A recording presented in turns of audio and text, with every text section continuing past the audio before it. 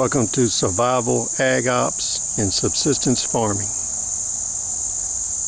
What we want to do is talk about the general principles of ag operations under survival conditions, especially once you reach a point where you're under total survival conditions. For instance, in the area that I'm in, we've been in economic decline for the last 10 years. We've had a slow, gradual economic decline with a lot of industry closing, moving out of the area. A lot of population moving. So the first portion of the decline was gradual. Eventually, what could happen is if you go into a raw situation, you would reach a point where you were in a total survival environment. Once you're in a total survival environment, there is no outside inputs. That's the point where the ag operation would change character. You're no longer concerned with making a profit through agriculture operations. Your main focus is on subsistence, feeding yourself and your group, and having enough material produced to trade for other things you need and produce a cash income if that's possible. When you look at survival ag operations, there's a tier of different methods of growing food. What you want to do is concentrate on methods of agricultural production that are low input in both labor and material. When we look at survival ag operations and subsistence farming, what we want to do is organize our efforts based on a hierarchy of low input, maximum output, to high input, high output crops. So what we want to do is when you're selecting land, you want to select land that has the most permaculture opportunity. You want to have the most edible native plants you can find in your area. You're going to need to look at microclimates to do this. The second arena that you want to look at is fruit trees. Fruit trees give you the most production for the next highest amount of labor and inputs. The third level of vegetative production is row crops. Row crops take the most energy, fuel, labor, and effort to produce food. The fourth area of agricultural operations is animal operations. The issue with this is you must have a successful ag op to have a successful animal operation, because under long-term survival conditions you can't produce the food for the animals unless your agricultural operation is successful.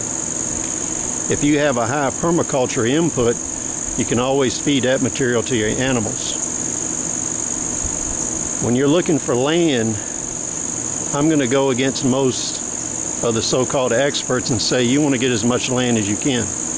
You want a minimum of 100 acres because you're going to be putting a lot of people on it, and you're going to need a lot of production room to do experiments, have biodiversical experiments, and have a reserve area to grow plants that would be productive under greenhouse conditions if the need arose.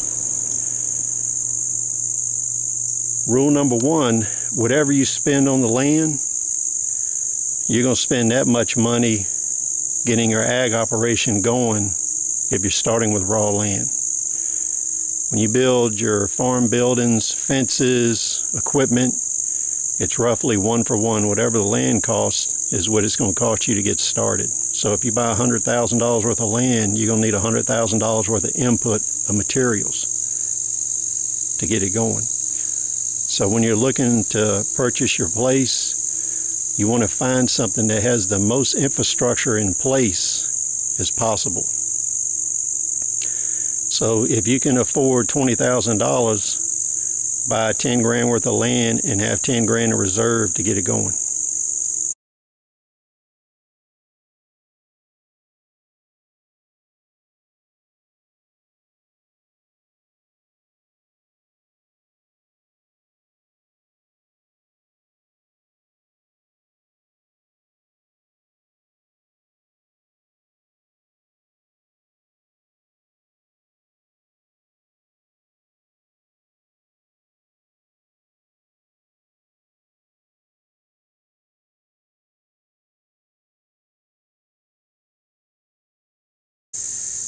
So what we'll do is look at permaculture as a primary method of producing food. Permaculture can provide food for both animals and humans. What we have here growing on this fence line is what's called a maypop. This is a wild food native to our area. It's related to passion fruit. It's an ancient offshoot, I guess prior to the Ice Age, where in the tropics you have passion fruit, but in North America in certain locations you have the maypop.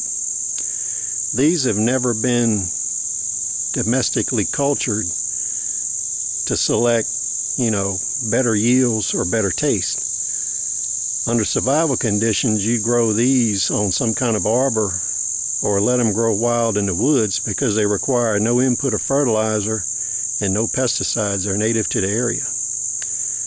What we'll do is walk around the farm a little bit and look at other permaculture solutions.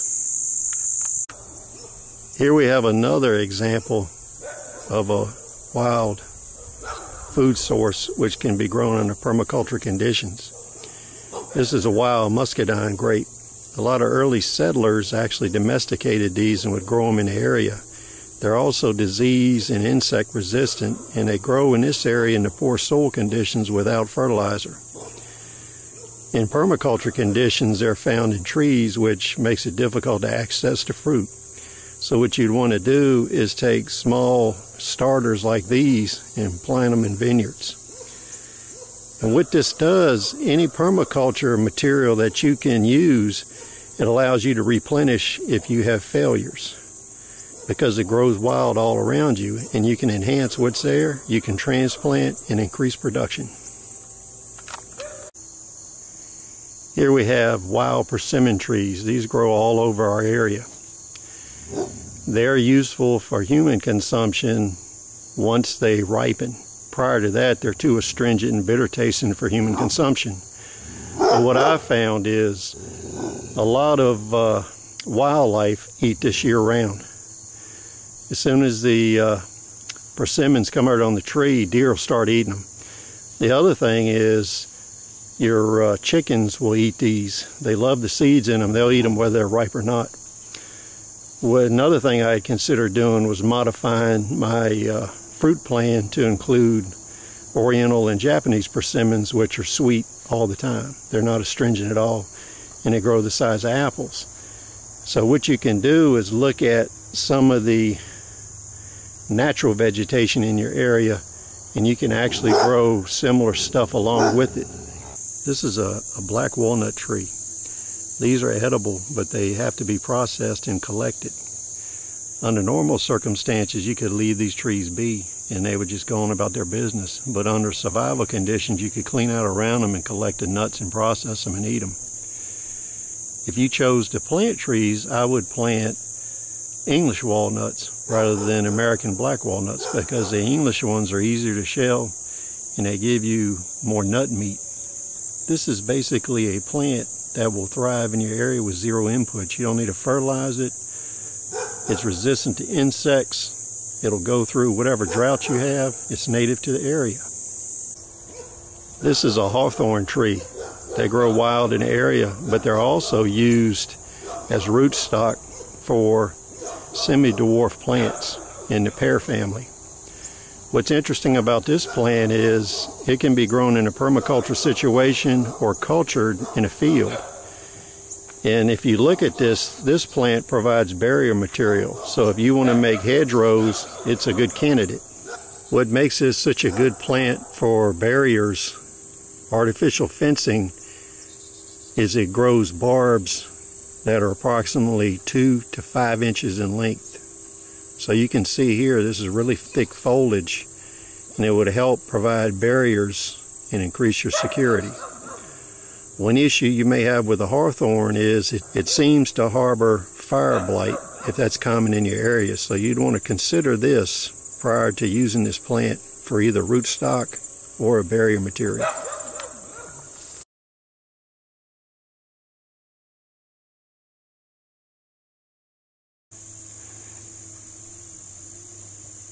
When we look at fruit tree operations, Fruit tree operations give you a tremendous amount of food production for minimal labor.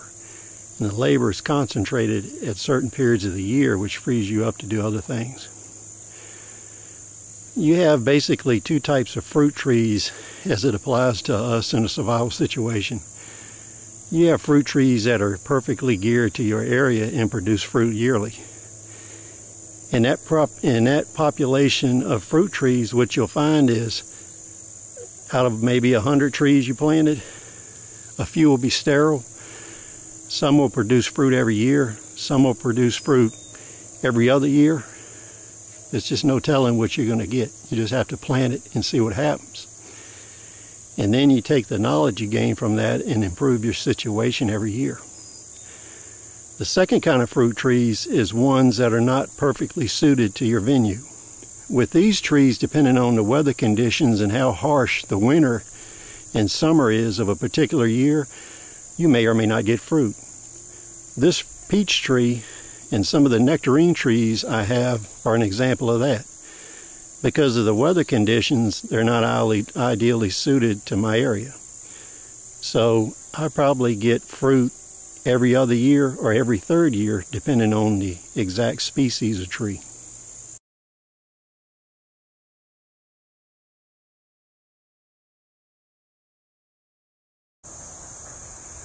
Another issue you want to look at with survival agricultural operations is having a plant diversity reserve. What this does is allow you to store plants on your property that under current atmospheric conditions will not produce fruit. But under survival conditions, it gives you the option to construct greenhouses and transplant this material into greenhouses, and it will diversify your diet. If you have no income and supply of food, one way to diversify the diet and reduce the likelihood of vitamin deficiency issues is to have a diverse plant reserve. When you look at these, I'm on the North Carolina-Virginia border. This winter, we had some temperatures of 7 below zero. This is a banana tree. Through experiments, I found banana trees of the fruiting variety, which were edible, would actually grow in my area. Their active growing period is only about 5 months. It takes 18 months to produce fruit. But these plants will propagate and produce new offspring. We go up and we look here. The banana tree is basically a giant bulb. It's like an herb. It's more like an herb than a tree. And what happens is you have a huge root bulb. This one's probably 2 foot in diameter. And you can see the second trunk over there. And the small new trunk that's coming up, those were all propagated off of the existing bulb.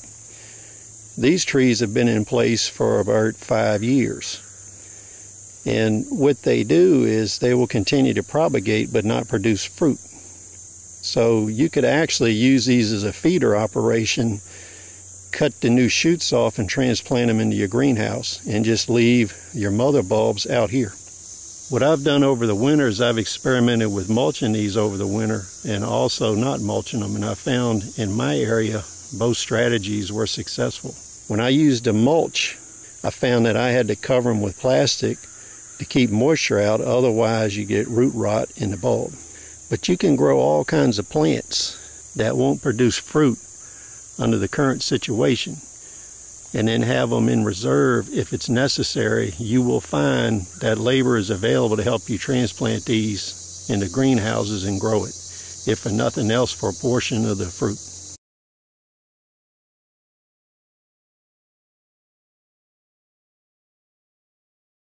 When you're setting up your ag operation, you're going to need to construct farm buildings and fences. What you want to do is set yourself up a centralized set of buildings that are easy to move between in a central area where you're conserving labor in motion, because you'll be doing a lot of construction work, a lot of repair work. This survival ag workshop that you will need to support your farm operation will also provide the opportunity for you to make money doing repair work, production work for other people. It will also afford you the opportunity to produce limited runs of materials, whether it is furniture, equipment, backpacks, gunsmithing, whatever it is you need to do and accomplish. It also provides you an area to work on vehicles and equipment. You can service vehicles for other people to raise money. There will be plenty of opportunities in the future to do this. So you need to keep this in mind when you're setting up your ag op. You want to have really good access to your central buildings that you're going to use to support your equipment. That will be running your ag op. When you're setting up and utilizing your survival ag operation, you want to do it as soon as possible because you want to have it in place and operating prior to the emergency. What this does is gives you time to develop your operations and learn from mistakes. When you set your ag op up, what you want to keep in mind is 80% crop failures are not uncommon in my area operations. So in your planning, you need to determine that you can survive off of the material produced at an 80% crop failure. And what you would do in good years is use that material to increase your reserves or to trade it. So it's imperative that you calculate your agricultural need based on famine years.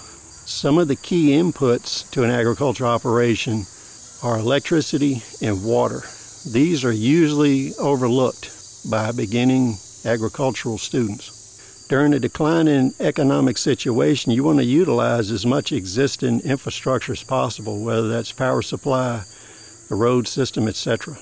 But you want to be able to transition to producing your own power, both mechanically and electrically.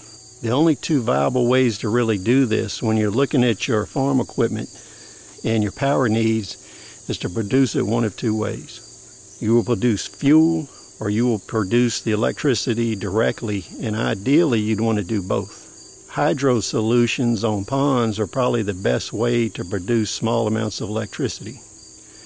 That followed by wood gas generators or alcohol generators. The wood gas and alcohol can be used to power agricultural equipment. This is going to be a necessity because one person with a tractor and a support crew of 4 people can do the work that 200 laborers would do by hand. So you're going to want to use all the mechanical force multipliers you can find to support your ag operation. The other thing you want to consider is wild game. Creation of ponds, the improvement of ponds, permaculture, fruit trees, row crops, they will all bring in wildlife. This wildlife can be used to feed yourself, your guard dogs, other animals. You should try to nurture and increase the wildlife in your area because that's only going to benefit you in a survival situation because that's meat that you don't have to raise, you don't have to feed. With agricultural operations, if it's plant-based, you have certain times of the year that you have to do a lot of work, but you do have slow times or free times during the year where you can do other things, go places, etc. If you're doing animal operations, that's 365 days a year. You're there 100% of the time. You have no opportunity to go and do other stuff. You always have to have someone operating on the farm. So from a priority standpoint, animal operations are not as attractive under long-term survival. The other issue with animal operations is if you have a failure and you lose your herd, where are you going to obtain replacement stock? May not be close enough to any area or have anybody willing to trade replacement stock to replenish a herd. So your ag operations should be primarily based on the production of food crops. Animal operations are secondary on top of that. The last thing we want to consider is how are you going to handle what it is you produce. There's 2 basic ways to store food in large quantity. One of them is root cellaring and drying. The other is canning. The problem you're going to run into with a large population of people to feed, you may not have the facilities to actually can everything you need to can. So what you want to do is invest in large root cellar operations and storage operations. The last portion of agricultural operations that a lot of people overlook under survival conditions is tree farming. You're going to want to produce and have a diversity of lumber. You'll want soft and hardwood lumber because it produces different products. You want enough wood that is of a reoccurring situation where you can heat everything. But you may also need wood to process to make buildings, to make animal bedding, furniture, or any other use.